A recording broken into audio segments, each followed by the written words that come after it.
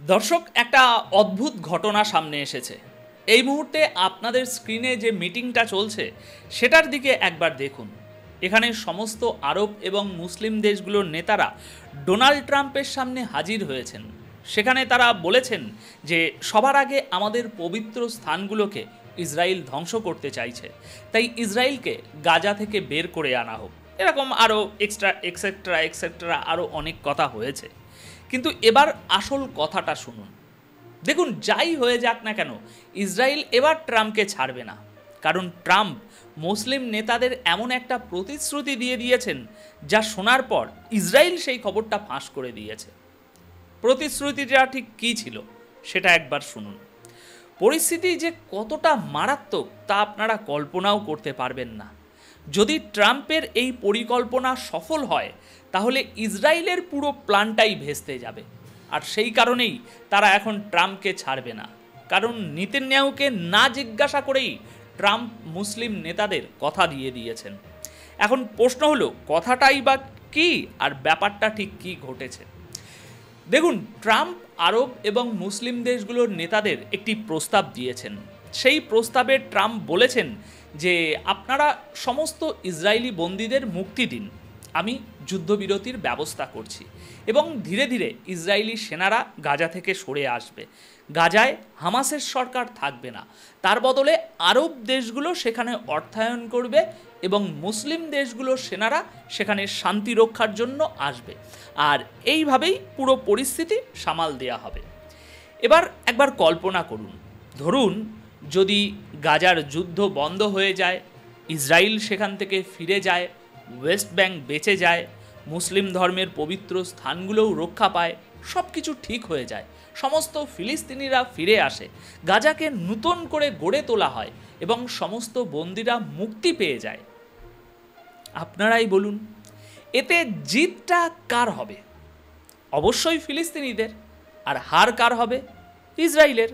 কারণ ইসরায়েল তো বলেই রেখেছে যে তারা পুরো গাজা দখল করবে। তারা এটাও বলেছে যে যে কোনো মূল্যে ওয়েস্ট ব্যাংকও তারা নেবে এবং মোট 8টি দেশ দখল করে বৃহত্তর ইসরায়েল, গ্রেটার ইসরায়েল তৈরি করবে, যেমনটা কাতারের আমিরও বলেছেন। এই পরিস্থিতিতে নেতানিয়াহু কি ট্রাম্পকে ছেড়ে কথা বলবেন? আমার তো মনে হয় না। এবার একটু ভাবুন, এই পুরো পরিকল্পনার আসল উদ্দেশ্যটা কি? ট্রাম্প বলেছেন ঠিক আছে, সমস্ত বন্দীদের মুক্তি দেওয়া হোক, স্থায়ীভাবে যুদ্ধবিরতি হোক, ইসরায়েলি সেনারা বেরিয়ে আসুক, আর সেখানে হামাসের বদলে অন্য কোনো সরকার তৈরি করা হবে, যার পদ্ধতি আমরা পরে ঠিক করব। আপাত দৃষ্টিতে এই প্রস্তাবটা খুবই চমৎকার মনে হচ্ছে, কারণ এতে তো মনে হচ্ছে যেন সব সমস্যার সমাধান হয়ে যাবে। বৈঠকে উপস্থিত মুসলিম দেশগুলো ট্রাম্পকে বলেছেন, আপনাকে এটা নিশ্চিত করতে হবে যে ইসরায়েল আমাদের পবিত্র স্থানগুলো ভেঙে সেখানে তাদের উপাসনালয় বানাবে না, তারা ওয়েস্ট ব্যাংক বা গাজার 1 ইঞ্চি জমিও নেবে না, তারা গাজা দখল করবে না এবং সেখানে মানবিক সাহায্য পৌঁছাতে দেবে। ট্রাম্প উত্তরে বলেছেন, ঠিক আছে, আমি এই কাজটা করব। এবার আপনারাই বলুন, এখানে হচ্ছেটা কি? আপাতত ইসরায়েলের সব পরিকল্পনাকে যদি 2 মিনিটের জন্যও সরিয়ে রাখি, তাহলেও রিসেন্টলি ইসরায়েলের অর্থমন্ত্রী নিজেই বলেছেন যে ট্রাম্পের সাথে তাদের চুক্তি হয়েছে, গাজার একটা অংশ ট্রাম্প নিচ্ছে, সেখানে সে তার ওই ট্রাম্প টাওয়ার বানাবে, মানে সেও খাবে আমরাও খাবো, আর বাকিদের এখান থেকে তাড়িয়ে বের করে দেব। যখন ইসরায়েল পুরো গাজাকে ধ্বংসস্তূপে পরিণত করেছে, ওয়েস্ট ব্যাংকে তছনছ করছে এবং পুরো এলাকা দখল করতে চাইছে, তখন তারা কি ট্রাম্পের এই কথা মানবে? তারা তো ট্রাম্পকে বলবে যে এবার তোমাকে ছাড়বো না। তাহলে দর্শক, এই বৈঠকে ট্রাম্প মুসলিম নেতাদের যা বলেছেন, তিনি কি তাদের শান্ত করার চেষ্টা করেছেন নাকি অন্য কিছু? ট্রাম্প বলেছেন আপনারা সবাই নিজের নিজের দেশে ফিরে যান, আগামী সোমবার আমি নেতানিয়াহুকে এখানে ডাকছি, আমি তার সামনে বন্দীদের মুক্তির বিনিময়ে যুদ্ধবিরতির প্রস্তাব রাখব, তারপর আমি আপনাদের জানাবো যে আমরা কিভাবে পরবর্তীতে এগোবো। দর্শক, এক মুহূর্তের জন্য একটু ভাবুন, নেতানিয়াহু জাতির উদ্দেশ্যে ভাষণ দিয়ে বলেছেন ফিলিস্তিন রাষ্ট্র তৈরির চিন্তা মাথা থেকে বের করে দিন। আমরা এখানে কোনো রাষ্ট্র তৈরি হতে দেব না, এটা আমাদের এলাকা, আমরা কাউকে দেব না।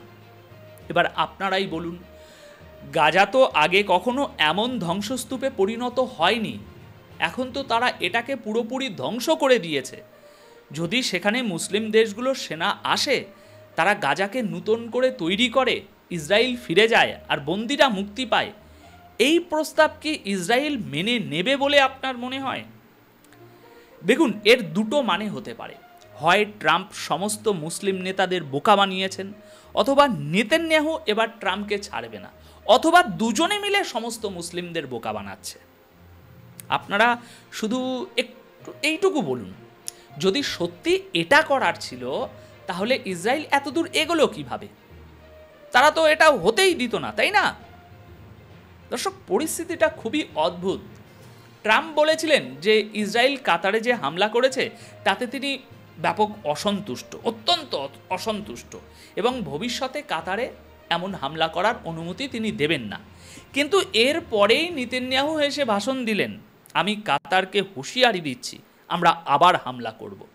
সেই সাথে তিনি ট্রাম্পকে এটাও মনে করিয়ে দিলেন যে ওসামা বিন লাদেনকে যখন তোমরা পাকিস্তানে গিয়ে মেরেছিলে, তখন কি কারো অনুমতি নিয়েছিলে? তোমরা তো যখন খুশি যেখানে খুশি গিয়ে মারো, তাহলে আমরা কেন পারবো না? অর্থাৎ নেতানিয়াহু সরাসরি জবাব দিয়ে দিয়েছেন। এবার আপনি বলুন তো, হচ্ছেটা কি? আমরা কি করছি? ট্রাম্প আমাদের বোকা বানাচ্ছে আর আমরা বোকা হয়ে চলেছি। ব্যাপারটা কি সত্যিই তাই, নাকি ট্রাম্প এবার নেতানিয়াহুর বিরুদ্ধে দাঁড়াবে? ব্যাপারটা একটু বোঝার চেষ্টা করুন। যদি গাজার যুদ্ধ বন্ধ হয়, ইসরায়েলি সেনারা বেরিয়ে যায় আর গাজার মানুষেরা নিজেদের ঘরে ফিরে আসে, তাহলে এর চেয়ে ভালো আর কি হতে পারে? কিন্তু এর পিছনে অন্য কোনো পরিকল্পনা নেই তো। যেমন ধরুন, যুদ্ধবিরতির নামে গাজাকে নতুন করে তৈরি করা হলো, আর তারপর ইসরায়েল এসে বলল, আমি তো পুরো এলাকাই দখল করে নেব। দেখুন, একটা কথা সবসময় মাথায় রাখবেন, তারা স্পষ্ট বলে দিয়েছে যে তারা কোনো ফিলিস্তিনি রাষ্ট্র প্রতিষ্ঠা করতে দেবে না। আজ সারা বিশ্বে, জাতিসংঘে, সব জায়গায় নেতানিয়াহু বলছেন, আমি দ্বিরাষ্ট্র সমাধান বিশ্বাসই করি না, আমি পুরো দেশটাই নেব, কথা শেষ। সাথে এটাও বলেছেন যে তিনি বৃহত্তর ইসরায়েল তৈরি করবেন। এবার আপনারাই বলুন, আমরা কোথায় দাঁড়িয়ে আছি? হচ্ছেটা কি? কেউ কিছুই বুঝতে পারছে না। ট্রাম্প কি করতে চাইছেন? কেনই বা মুসলিম নেতারা তাকে বিশ্বাস করে ফিরে গেলেন? ট্রাম্প কি নেতানিয়াহুর ইচ্ছার বিরুদ্ধে কোনো কথা বলতে পারেন? তাহলে তিনি কিভাবে এই প্রতিশ্রুতি দিলেন মুসলিম নেতাদের? তাই এখানে দুটো কথা পরিষ্কারভাবে মাথায় রাখুন। কাতারের আমির জাতিসংঘে যে ভাষণ দিয়েছেন তা খুবই ভয়ঙ্কর ছিল। তিনি স্পষ্ট করে দিয়েছেন যে একটা বড় যুদ্ধ হতে চলেছে, কারণ ইসরায়েলের পরিকল্পনা হলো বৃহত্তর ইসরায়েল তৈরি করা। যদিও এই কথাটা এখন সারা বিশ্ব জানে। নেতানিয়াহু বলেছেন, আগামী বছরটা খুব বিপজ্জনক হতে চলেছে, ইসরায়েলের নিরাপত্তার জন্য সবচেয়ে গুরুত্বপূর্ণ বছর হবে। কিন্তু কেন? কারণ আজ মুসলিম নেতারা ট্রাম্পের সাথে বসে আলোচনা করেছে যে আমাদের পবিত্র স্থানগুলো যেন না ভাঙা হয়। তাহলে এর মানে কি দাঁড়ালো? দর্শক, এর মানে হলো আমাদের মনেও এই ভয় ঢুকে গেছে যে তারা হয়তো সত্যি সত্যি তাদের ধর্মীয় স্থান বানিয়ে ফেলবে।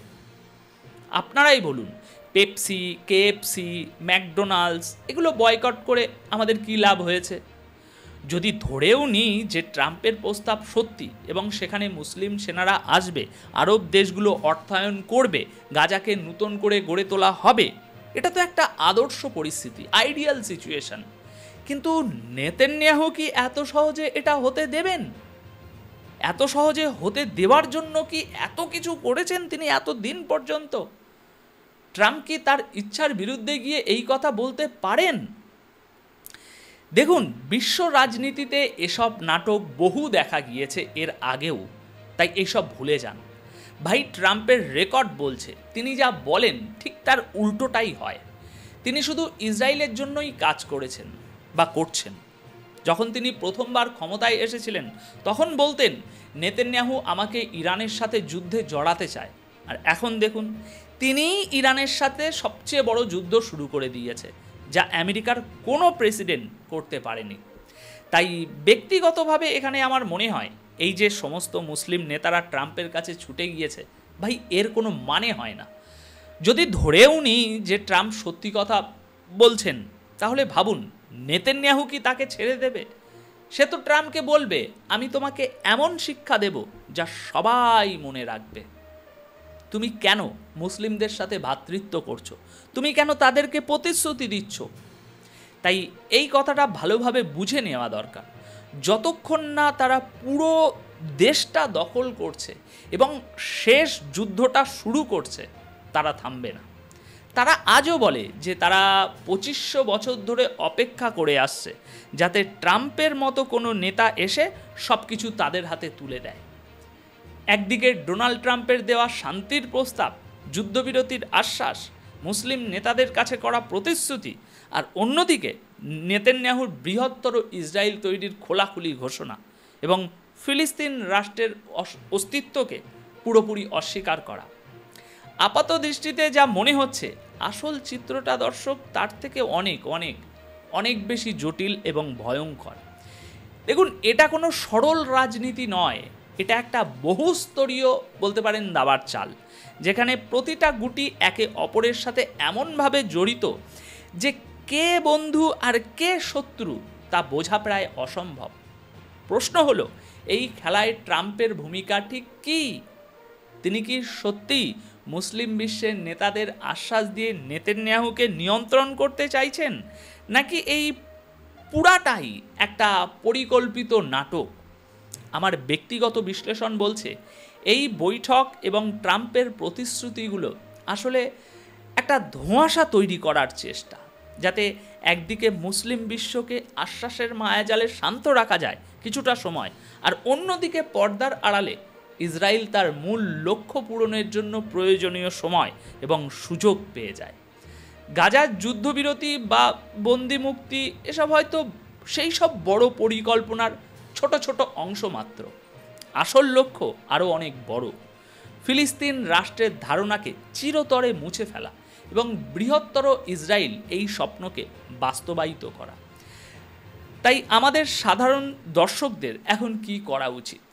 আমাদের উচিত খবরের গভীরে যাওয়া, প্রতিটি পদক্ষেপের পেছনের আসল উদ্দেশ্যটা বোঝার চেষ্টা করা, কারণ আন্তর্জাতিক রাজনীতিতে যা দেখানো হয় তার আড়ালে সবসময় অন্য একটা সত্য লুকিয়ে থাকে। আজকের সবচেয়ে বড় প্রশ্ন এটাই, আমরা কি ইতিহাসের সবচেয়ে বড় রাজনৈতিক প্রতারণার সাক্ষী হতে চলেছি, নাকি এই জটিলতার ভেতর থেকেই বেরিয়ে আসবে সমাধানের কোনো অপ্রত্যাশিত পথ? দর্শক ভাবুন এবং আপনার মতামত কমেন্টে জানাতে ভুলবেন না, কারণ আপনার ভাবনাও এই আলোচনার একটি গুরুত্বপূর্ণ অংশ। ধন্যবাদ আপনাদের সকলকে, অনেক অনেক ধন্যবাদ।